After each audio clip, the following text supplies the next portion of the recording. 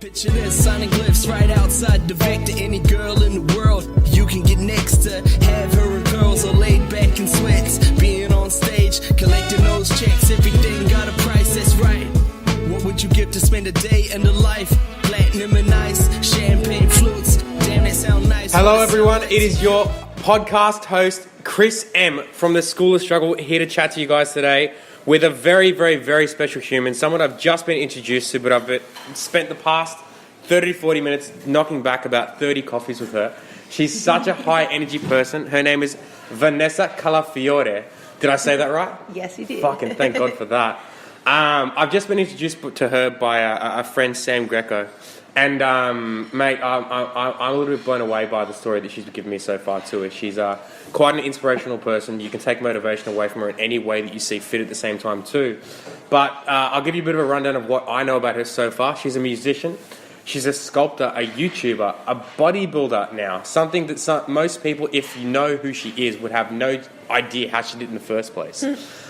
She's sponsored by Doherty's Gym, which we recently found out that we have so many different friends and connections through that one gym too. Shout out to Josh and Atif there too, if you can understand Atif when he talks. She's a motivational speaker, motivating kids all around Australia, and I think that's such a beautiful thing as well. One thing I found out, she's a caffeine addict. The double espresso she actually knocked back in about 3 seconds. She's buzzing at the moment too. So Vanessa, thank you so much for being here today. How are you?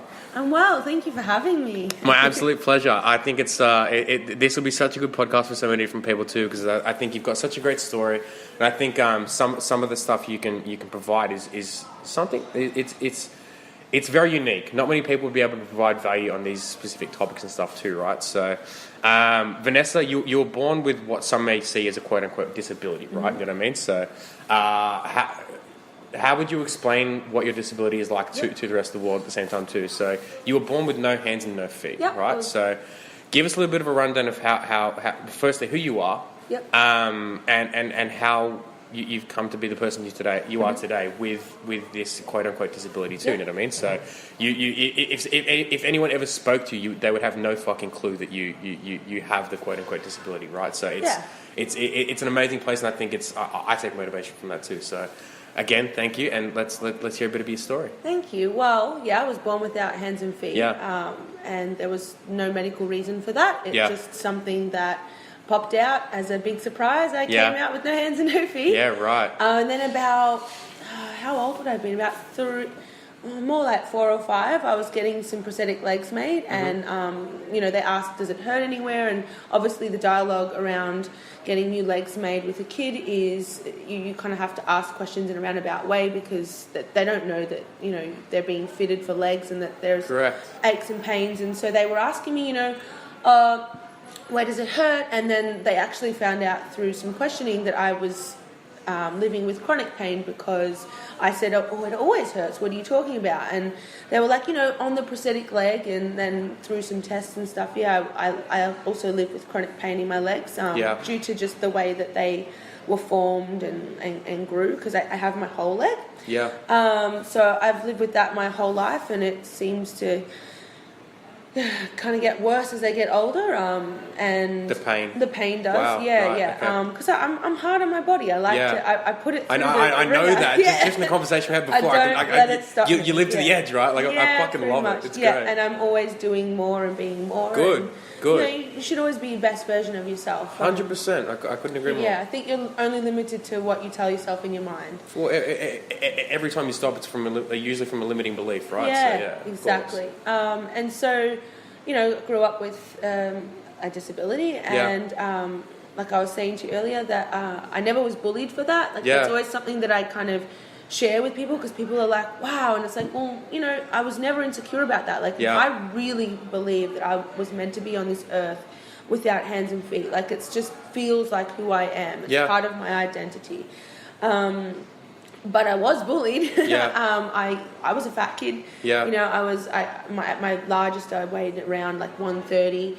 And kids pick on what you're insecure about. And then growing up, I actually had depression, and I was living with PTSD without realizing it. I had some trauma happen as a kid that I completely blocked out, and I only remembered when I was 18 years old. So growing up as a teenager, I lived with this eating disorder and depression and PTSD, and it was like a shitstorm in my mind. And so then the bullying in high school was just not a fun thing for me at all, and I was really trying to search and find myself, because like I felt so confident in being this like person without hands and feet, yet I was like this most just sad and insecure person on the inside in my mind. Like, you know, the parts between my ears was just telling myself, my inner dialogue was just terrible. Which is scary too. It is scary. It is. And I think too, like you kind of touched on this earlier in that, like I did sculpting and photography and art, and so, you know, when you do art, you really can go to a dark place to create the most beautiful things. Like I always say, the darkest, the darkest, sometimes the brightest lights are found in the darkest places. And I love it. Yeah, and that's kind of like where my mind was with my art. And so like I was just going deeper and deeper and deeper. And again, it was the PTSD, like I was just living with it without really realizing. And that darkness was like holding me down. And so, you know, I went through high school, and I had gotten into a sculpting course, like for university. Yeah. And then like a week. What were you sculpting, by the way? I sculpted with. I'm weird. Like I just like. I never really picked like one like medium in per se. I was like, oh, I want to use this material with that material. Like it was like mystical art. You know what I mean? Like it was like a bit to everything. Yeah, cool. And also to spatial awareness. Like I was really into the idea that like take an empty room and put an object in it, and how does it affect the space? Yeah, you know? Right. And like how different acoustics, and because like my background's singing and musician, like that was what my first love. And so like the way that the tone can like change the resonance in a room and bounce off walls and all of that. And so, you know, I just kind of created pieces of work that like hopefully made people feel something. Correct. But then a week out from starting uni, I was like, oh, Mum, I don't want to do that. And so she's like, well, you can't sit at home. She freaked out because back then I was like 17-year-old depressed, you know, girl who was you know, close to suicide. I was going to say, could have been dangerous if you didn't have that activation of some sort, so she's like, you're not sitting at home doing that. Yeah. So she actually enrolled me in my music course, in a TAFE course, and that was like the best thing ever for me. It brought me back to my music. Everything happens for a reason, right? It really does. Yeah. And I think that like I am where I am today because, you know, and I have done a little bit of everything to get me to where I'm truly meant to be, which is where I am right now. And sharing my story and doing the motivational thing. Of course. So I did music for a couple of years. I, you know, gigged and did the jazz thing. Like that's like my sweet spot for my voice. Cool. And then I got sick. I actually broke my leg. I didn't realize that I broke my leg. So that's the amount of pain that I can kind of tolerate. And I didn't find out until years later. So I woke up one day going, I'm in so much pain. And everyone just thought I was floundering through the course and that I wasn't coping because like I was really depressed and again living with the PTSD and I still hadn't like remembered any of my memories yet and so people just thought I was not coping and that I was using my chronic pain as my excuse or whatever to not turn up to an outlet of some sort. Of course. But like I was, you know, on the flip side really was living with a broken leg. Yeah. And so what happened was I ended up not finishing the third year of the course because I did like 3 years of it. Yeah. But I was sitting at home doing nothing and I'm so proactive. Like I don't waste my time. So I started a YouTube channel. And I had the idea of like, you know what? I'm going to put my makeup on and just show people what a chick with no hands can do, liquid liner. Like, because girls would come up to me and would be like, oh, you do your makeup so well. And it's like, how do you do liquid liner with no hands? Yeah. And I was like, well, I'm just going to put it online. Just show someone. Yeah, of course. And do you get good traction with it? Initially I did, but again, my life went like in those years of setting it up was such a shitstorm in my mind that I was never really fully able to invest in like time really put proper consistency, you know? Because so I did that, and then people were interested more in like my things that I did that were like common. Like people were like, do you drive? How do you eat? How do you this? So I started vlogging my life. Yeah, right. And so I actually uploaded a video every day for a year. Cool. On a channel that no longer exists. I called it Nessie Vlogs.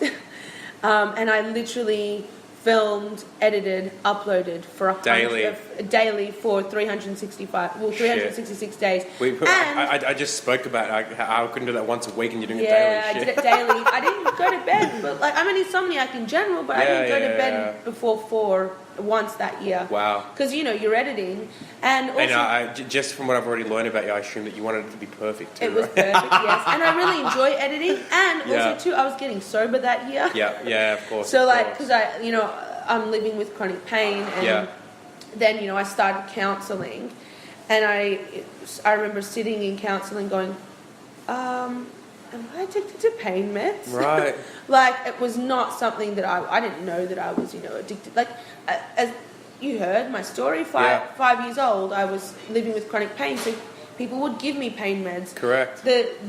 Especially at that time, like that's the only sort of thing that they can do, right? It's exactly. And it's like, well, I was always living with depression and PTSD. Correct. So like, who knows when the switch happened from like using them for physical pain to emotional pain. Correct. And that's what I was doing. I was numbing out. I needed to leave my body. I did not want to be in my body. Yeah. So cut to the counselling thing and like getting sober. That was when I kind of changed hospitals, because I went from like being in a kid hospital to an adult hospital, and I had all these body scans, and they were like, "Oh, you broke your leg a couple of years back." I was like, "No, I didn't." And then that's how I found out, and I was like, "Wow!" I was like, "Yeah, nah." And then that was when we connected, because I had started the YouTube channel because I was like, at home I couldn't put my legs on, and I would spend days feeling like I was stuck in this house. Correct. I was going stir crazy. I was like, "Oh my gosh."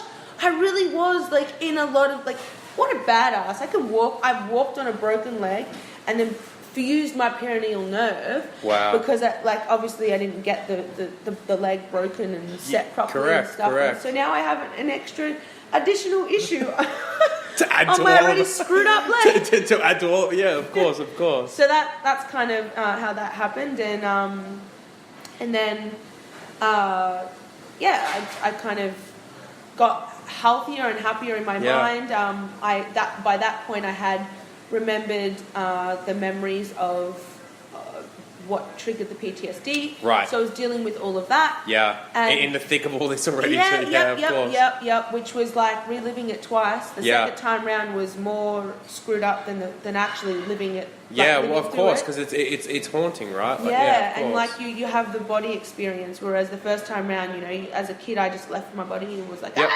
that happened, and then I went back to my music, and I was like, okay, I want to start gigging again. So I started gigging. I had my favorite person in my life pass away. Right. She was my singing teacher. She was a lot older than me. She was like my mentor. I feel like your soulmate can be someone that you're not romantically involved. I wholeheartedly agree. Actually, and so I think she was like one of my soulmates. I think my mates are. You know what I mean? Like legit. I have a few that I feel they are too. Sorry, keep going. And so like when she passed away, I was like, what am I doing with my life? And you have to recollect all your thoughts on that. And so I moved out of home, which I'm a good Italian girl. Like, you don't do that unless you got a ring on your finger, or for me, a ring around my neck. And so so I moved out of home, and I was like, oh my gosh. And through this, I had been like living like with an eating disorder all through these years. And so I had started to get more mentally sound around body image in terms of fueling your body with food and stuff. And so then I started to do less cardio and more like, to be honest, a boy that I liked. Finally, we get to the real truth of all this stuff. You should try and lift weights. And I was like, ew, I don't want to do that. It'll make me bulky. And I was like, I don't like that. And then it was love at first squat, okay? Wow. And I was like, oh my god. I actually love that too. Love at first squat. I don't think I've seen it. I don't think I've seen that quote used before. Seriously, I don't think I have. It's great. Yeah. Well, it really, really was. And it's unreal. I ditched the boy. and kept the. Well, I hope he listens to this and realizes what he fucked up. You know what I mean? Like, yeah, of course. I know, right? 100%, 100%. So then moving out of home, like the reason why I found the gym was because my parents have cardio machines. And Right. so like, I was in there, torturing myself with my eating disorder. Like it would be 37 degrees and I'd be in the garage, like running on that treadmill, like, shit. Run, Forrest, run! Run, Nessa, run! Yeah, of course. And so, I found a gym and then that gym was like shit. And so then I went and I walked, my friend was like, oh, remember I told you about Doherty's years ago? Yeah, right. And I was like, oh, yeah. But I felt scared to go in there. Like, I felt like, I don't know, like I felt like something big was going to happen. Well, something massive did happen, changed my life. I walked in there, like, eating 500 calories a day. Did you almost try to put off going? I did, for 2 weeks. I was I feel like that happens every time something big's about to happen. You push it away, right? Yeah. And so I was like, I can't do it. And then one day, one day I just walked in. It was a Tuesday morning. Yep. I'll never forget it. I love that you remember vividly too. And I remember who I met. Her name's Jenny, but I call her Big Mama. Yeah. And she, amazing impact. Like, if it wasn't for her, her welcomingness and just that whole gym, it was a period in my life where I was, because I had been sober at that point for 3 years. Yeah. But moving out of home, it took a year really to process my singing teacher's passing, and it was only a year after the fact that I actually started to exhibit signs of grief of I didn't get on the drugs again, but I definitely abused alcohol, and I definitely abused food again, and I was really not in a good mental place. And then this time I was living out of home, so no one saw what I was doing. No one could stop you. Of course. Not that anyone really saw the drug addictness because I was always so numb and low energy, but so that was scary. So then I walked into Doherty's and the healing began basically, and slowly I would walk in there and I was never intimidated by this bodybuilding thing. I never actually even considered it, to be honest. I was like people say to me you walked into a pretty hardcore bodybuilding gym. I was like, I never really saw it that way. Well, being from that industry, I know that's one of the meccas of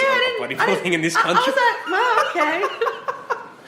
I was just like, it looks cool. I look good in it. So. Yeah. It suits me. Yeah. So, exactly. I like it and I feel safe. I can't stress enough, having PTSD. There's very few places in the world that I feel safe and But that was one. Yeah, that was one. Which is a beautiful thing. Yeah, and I think it's definitely the people in the community in there. And, I'm a lone wolf. And so 6 months, 8 months down that road, I found myself having a social network. I had these things called friends. Yeah, right. I was like, what's this about? Yeah. Because I've done it tough on my own and I've just had so much going on in here that there's really no room for anybody else. Correct. Because I was selfish. I couldn't see beyond myself. And it wasn't selfish in the sense of choosing self. It was, I literally couldn't see beyond the walls that caged me in my mind. Correct. Literally. They were not two-way mirrors. It was a one-way mirror, and everything was reflecting back at me, and it was just way too much, you know. So then slowly, I started to lose weight, gain calories because I was on 500 calories. At 500, a day. that's crazy. Really, I've had 500 by 6 a.m. You know what I mean? Oh wow, that's amazing! I'm jealous. High fat. High fat, do the keto thing? No, I don't, but I try to actually keep the majority of my carbohydrates around my training time. Me too. For brain function, my brain actually works better off fats. It actually does. Do you just love peanut butter? No, I don't even eat peanut butter. My breakfast is what do you eat? It's steak and coconut oil. Coconut oil in my coffee with a steak sort of thing. What are they called? Bullet coffee? Bulletproof's actually a butter of some sort. Oh, it's an unpasteurized butter or something like that. I put coconut because I fucking love coconut. You know I know, right? It's so unreal. Good. Have you had coconut oil in coffee? I have. It is so nice. Have you ever had what is it called, mana? They blend the flesh and the oil, and it is the most beautiful, delicious thing. Yeah, it's so good. And you can sometimes get roasted flesh in with the oil, and it's this most delicious pasty type style, Wow. like buttery. Oh, it's amazing. It's like coconut butter. Wow. Yeah, I'll so have to good. search it down for So sure. good. Hey. Yeah. But yeah, so sorry. Like, I've Yeah. changed. Like, by that time, I've had like 500 calories by like 6 a.m. You know what I mean? Yeah. 500 calories for me across the day, Yeah. I'd cry. Yeah, it was low calories. Yeah, definitely. I just had no appetite. I guess when you're going through that stuff as well, like I've gone through times myself where it's just like fuck, you've got it's so much on or in your own head. Yeah. Forget to eat sometimes. You know what I mean? So Yeah. So that's kind of that brought me to that point, and then I started getting fitter and started seeing like results, because this was really when I started to actually like weight train and for a purpose of the aesthetics. Yeah. Before it was like I really did start for mental health. Like it's what brought me back to myself, brought me back to my values of really who I am at my core. Because obviously when you're doing drugs or you're binge eating or whatever, it doesn't serve your higher self. There's no way that you can shove something down your throat and make yourself purge and at the same time say, I love you, I love me. It's just, it does not work. They don't go hand in hand. No. So, I started to kind of really come back to me and loving myself. Correct. And preaching that and actually, practicing what I preach, basically. Yeah. And then I started seeing results, and I was, in this new world of bodybuilding. Yeah. And, people had said to me, oh, you should compete one day. And I was like, yeah, whatever. Like, no, because I think wasn't on your radar. Yeah, and not only that too, like living with a disability, one of the common themes that I've had in my life, people do one or two things. Yeah. They feel awkward, so they need to compliment you and say, you're beautiful. Right, okay. Right? Okay. Or they need to tell you that you should be doing something to validate you, right? It's just I think it's just people's first reaction sometimes, you know what I mean? Like it's kind of like when people find out, like, I have lesbian mums, they're like, oh, I know a gay person. I'm like, wow. Like, yeah, woo! Good on you, yeah, of course, vote yes. Yeah, it's the same sort of thing, right? Of course. So, I really kind of just dismissed it. And then one day around qualifiers, I was speaking with Josh, and he was like, oh, you should come down, blah, blah, blah. And I was like, oh, yeah, maybe. And then I actually went to the show, my first bodybuilding show, and I sat there, right? And I thought, okay, I get it aesthetically. Like, there's definitely something to my genetics that I naturally have that, like, if I got shredded as shit, that I'm like... That you could get up on stage and of course. Yeah. And then the second thing, I sat there, I was like, so humbled and overwhelmed by what a positive environment was. Like, I was sitting next to guys that I've seen be sleazers in the gym, who were literally encouraging everyone on stage, like everyone, chick, dude, whatever, and they were all in their tiny whities and tiny bikinis. And I was like, this is the most amazing non-seedy environment, and you would think it'd be the complete opposite, right? Yeah, and like it was so just full of encouragement and positivity, and I was like, imagine what it would be like for someone with no hands and no feet to get up on stage and compete. Like, what a cool, impactful moment. It's something that people won't forget. Yeah. And so then, exactly. So then began my journey. I was correct. It begins. I left that day inspired. Like, I even uploaded a YouTube video, and I was like, oh my gosh, this is my thing. I'm doing it. And then I actually helped volunteer at the Arnold's. Cool. And again, it just reaffirmed this is what you should be doing now. So you need to do a prep for the competition. Because I was there too. So I was helping like at the volunteering like with the judges. Oh, cool! Like, yeah, that's great. Because I've been to every Arnold as well. Like, it's really cool experience. It's unreal. Yeah, really, really interesting. I'd never been to an Arnold. Like, I'm really new to this world. Like, whoa, I kind of just fell into welcome. it. Thank you. I'd like to stay. Yeah, you're more than welcome. Of course. So I really enjoyed that, and just seeing, I got to work from registering to helping athletes to all sorts of stuff. And I was just like, this is totally something that I want to do. This is where I want to be. And because I think it really does serve a purpose of, like, I've always lived my life trying to, practice what I preach and to lead by example and do things because I ultimately believe that you end up where you tell yourself you're worthy of being. 100%. Coming through, obviously, depression and all of that, like, you get to do a lot of work on yourself, inside yourself. And so you gain a lot of, like, street smart and you gain a lot of insight in what your core values are. And so I like to spend time sharing that, story and sharing how I got from point A to point B. Not just like, because those Instagram posts that are like amazing, beautiful captions with a beautiful sunny photo. Yep.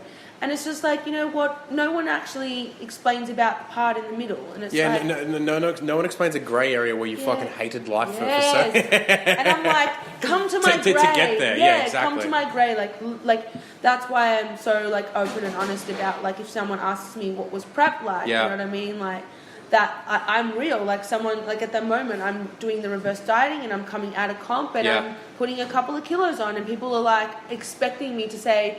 they ask, oh, how are you doing? And they're expecting me to say, oh, really great, or whatever. And I'm like, oh, I'm doing shit, mate. Like, my brain's all over the place. And they're like, and they react awkwardly. They're like, you should not be having this conversation with me. And it's like, nah. No, I'm just being honest. Yeah, exactly. So ultimately that's what I did with this. But hey, like we spoke about before, macro versus micro, right? Yes, I love that. Yeah, everything that you're thinking about right there is a really micro issue. Yeah. Fuck it, who cares? Exactly. Macro coming from 130 kilos to where you are right now, you look amazing, you know what I mean? So when it comes down to it, you're winning. You've won. Yeah, I've won. And that was, I think, because like then eventually I went through prep and my why was pretty strong. Yeah. But then I started seeing results and I lost my why. Because I got wrapped in the bodybuilding world, in the body composition world. And I became a Fruit Loop even more. And I was like, whoa, oh my gosh, I need to be better, doing more. What's my favorite thing to call it? The people who live in plastic containers. Because you literally have a plastic container that you eat out of and you can't eat outside of that. If you're outside of that, you go mental. My prep food followed me everywhere and I hated it. I felt like I had a baby. I was like, I am so not ready for a child at any time. Without your plastic containers and microwave, your life is over. Yeah. Like my mother watched me go from being afraid of plastic containers and microwaves to literally living in them. My life. She's like, what has happened to you? You hated plastic containers. You thought they were going to kill you. And now it's like, just get me my prep food. Get it in my belly. I want it. And my mother was like, I was like, oh, it's just a chore. I just want it in me. And then that's like, I'm done. Like, because it became a chore at the end of it. Yeah. And, it became about the aesthetic.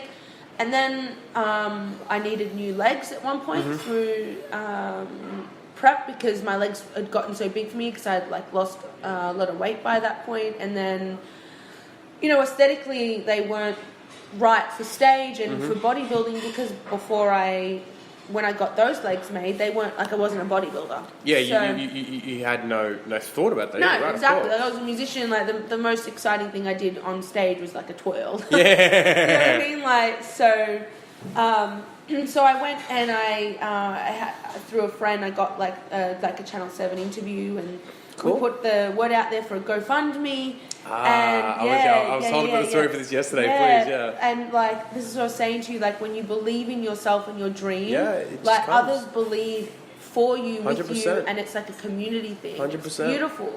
And so, I put the word out there and put a GoFundMe out there, and then within 24 hours, you'd had it. I had it, and Mr. Sam Greco with I Am a Fighter campaign, had my back. Yeah. And with the community of GoFundMe, I just saw this generosity pour through, and it's amazing, humanity, it was renewed. It just humbled me in a way that, there will always be a spot on my heart that will have September of 2017 scorched there forever with such beautiful light and positivity, and it will carry me through, as I know now for sure. I love it. Yeah, when you believe in yourself, others believe with you, you know? Of course. And so then I was able to go through this process of getting new legs.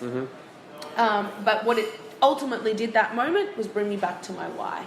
Because I lost myself through prep. I lost myself through the aesthetics and through the world of what bodybuilding represents for everyone, which is cool, but that's not what my why was. Correct. For competing. My why was very much about the moment that a chick would get up on stage and truly own being there, no matter what condition I was in. It was never about being fully ripped. It was about, this is where I was, this is where I am, and who knows what the future holds. And sort of just executing a journey you wanted to embark on too, you know what I mean? Of course. Yeah. And so that's kind of what happened. I got up on stage and I literally got my legs hours before the show. Yeah, And I was just in time. Yeah, I was in massive amounts of pain. I was standing on stage and I was like, it became less about posing and more about don't fucking fall. Because I had like, getting new legs is like learning to walk again. Like I'm a toddler for all intensive purposes. Yeah. And it was really overwhelming, and like my getting new legs actually is a trigger for my PTSD. So I was fucked in the head. So getting up on stage was just fucking huge. Oh, huge! I never worn a bikini in my life. Wow. I used to be a fat chick. Like fat chicks don't wear bikinis. No. That's what the universe or the world tells us. Correct. You know what I mean? Like, which is stupid. And, then I'm trying to make this point, and it's like a whole shitstorm of stuff. Like, wow. Yeah, it was a full on. It's just everything happening at once. Yeah, pretty much. I don't do things in half measures. My mother's like, when it rains, it pours for 100%. You, doesn't it? And you said that you had a few implications when you were prepping as well, right? You said that you feet. Yeah. So like I broke feet, like which you've never done before. Like feet break, but like never completely singed off. Like if you go through my Instagram, there's like I posted about it, and I never really had posted. That the cool thing about prep was that I started to really embrace posting about my disability. Like, not that I was ashamed about it, but it was just like it. I don't feel the need to shed light on something that's not relevant to like an actual moment. That was a moment that was relevant to my life. Like my world felt like it was shattering. Yeah. And I was like, my foot is completely severed off. It's in my hand right now. And then 3 weeks later, my foot is in my hand again.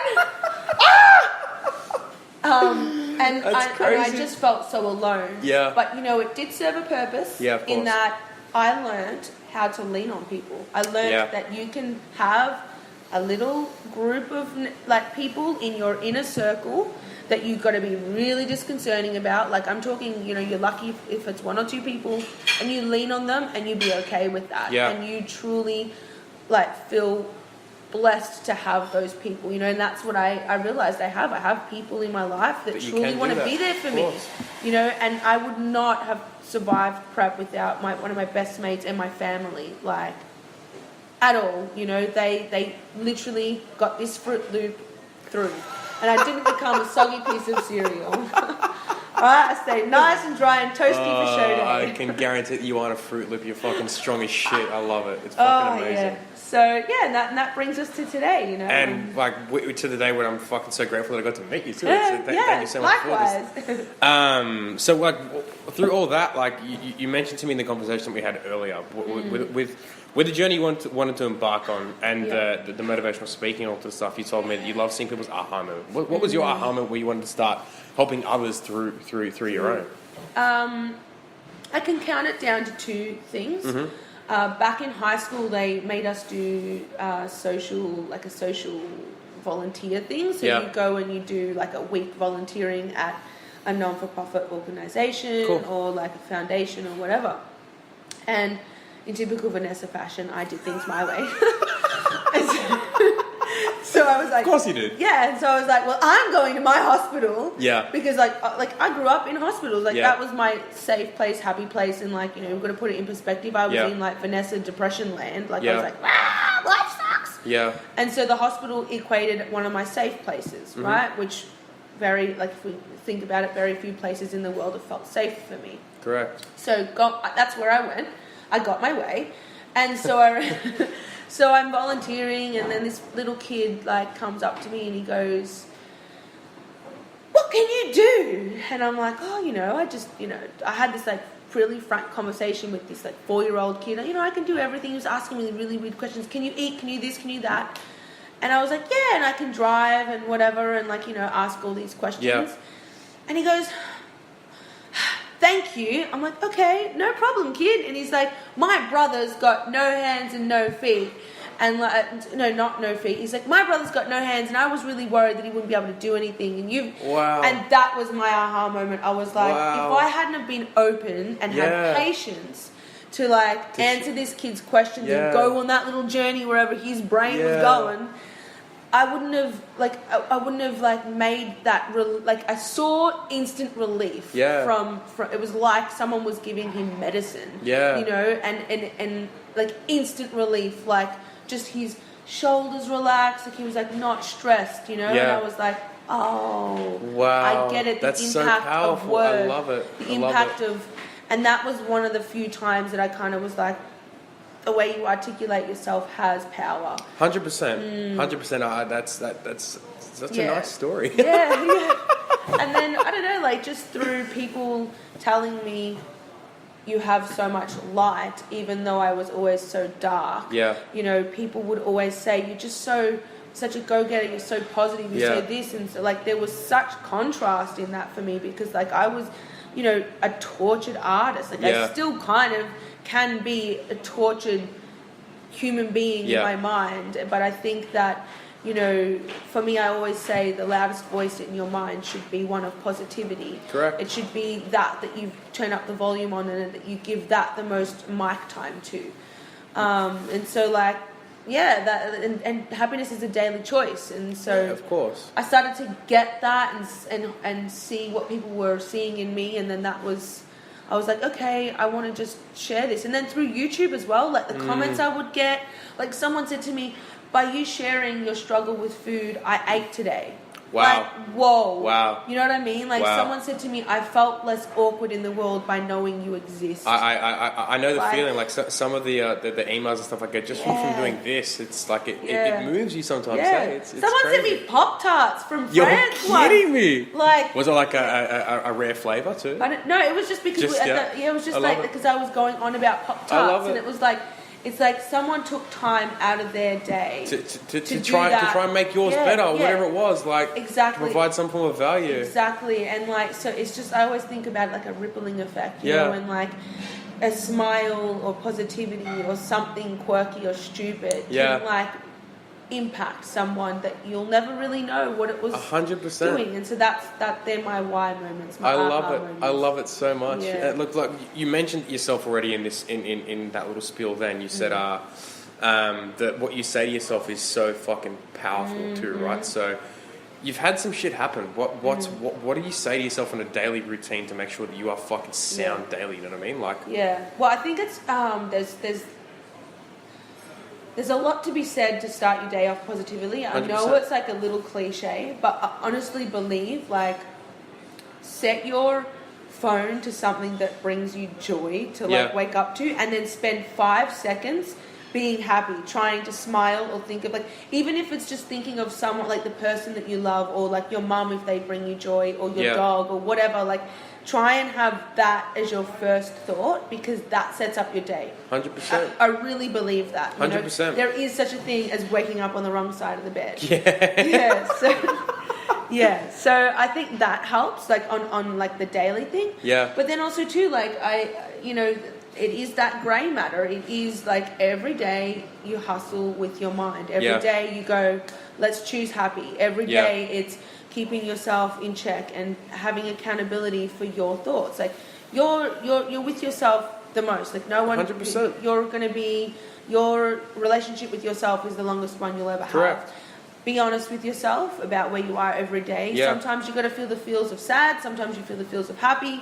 Surrender to all the good and the bad. You know what I mean? Yes. Surrender to all the good and the bad. So just being happy and accountable. I like that though. Just make it like I personally I do something similar. I always try to make sure that I start off on the right. Like I use that Headspace app to meditate first. Okay. You know what I mean? I find it amazing. You know what I mean? It just gives little strategies, and it's like what one thing it teaches you to do is noting. So like if there's a bad thought that comes in, like accept it and then just sort of let it go. You know what I mean? Like stuff like that. Yeah, so I like that. It's sort of like accept it, surrender to it. I'm like, all right, cool. Now you can fuck off. You know what I mean? Yeah, exactly. Bye now. Exactly. Now you can go away. Now I can put my thought process back into what I actually need to be doing. Oh, you know I'm what I mean? gonna try that. Try it. Yeah, Try it. If you haven't tried the app, give it a crack too. It's amazing.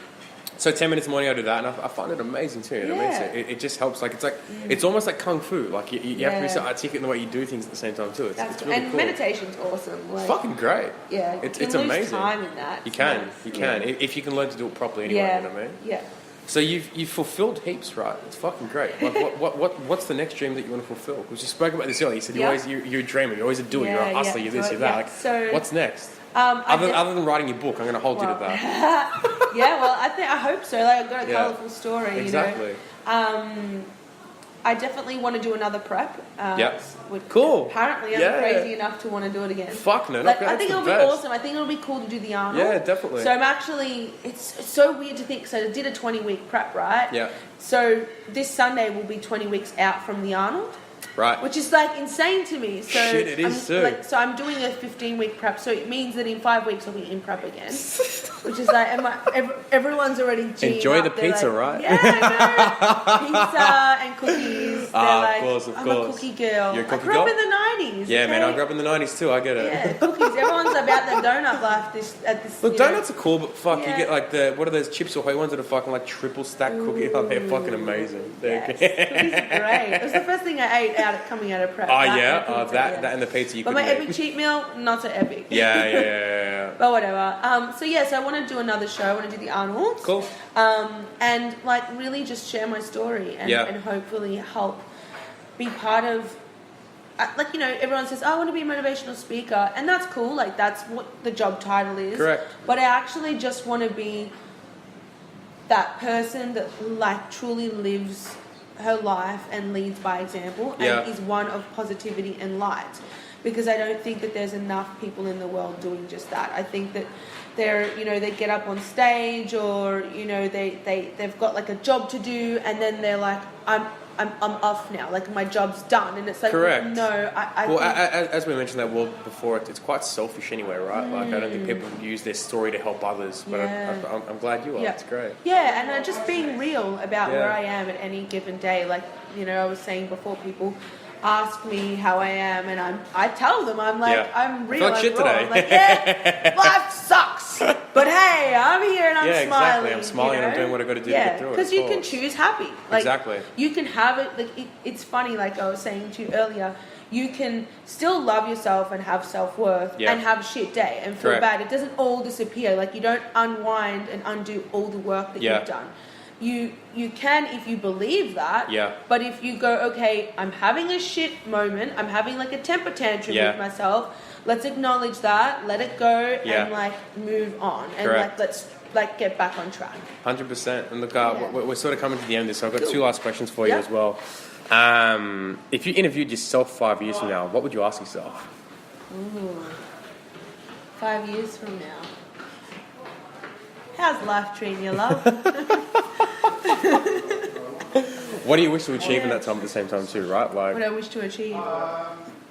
I really want to go overseas to Africa, like third world countries, and like that's my vocation in life. Yeah. Like I want to be like a billionaire so that I can just like go and hustle and grind third world countries. Of course. Like I want to give prosthetic legs to kids and prosthetic arms. I want to like help with immunizations. Like I just want to be able to have my own foundation and really be able to like facilitate that and help others. And help others. That's like my ultimate like big goal. That's why I do all these little things. And just really be sharing my story. And, have you looked into doing stuff like that already? That's definitely like in the works. I was going to say, it doesn't need to be once you... I'm going to say that doesn't need to be anything. That can be started now. But totally, but like it's just more like in terms of like how I see myself. Like in the future sort of side anyway. But like, no, definitely it's going to happen soon. Yeah. Like I've got... Yeah, it's so exciting. I just feel like happiness from it, and just... That, and last question, what advice do you have for anyone on this too, to get through their own adversities, you know what I mean? Always listen to the most positive, happy, higher self. Yeah. And turn that up as loud as possible, and know that this too shall pass. Yeah. Always look forward and macro, right? Macro, not the micro. Exactly. I love it. Look, thank you so much for being on here today. I'm really, really, really glad to have met you as well. I'm sure this won't be the last time, you know what I mean? Yeah. And have an amazing day, and we'll catch up soon. Thank you. Bye-bye.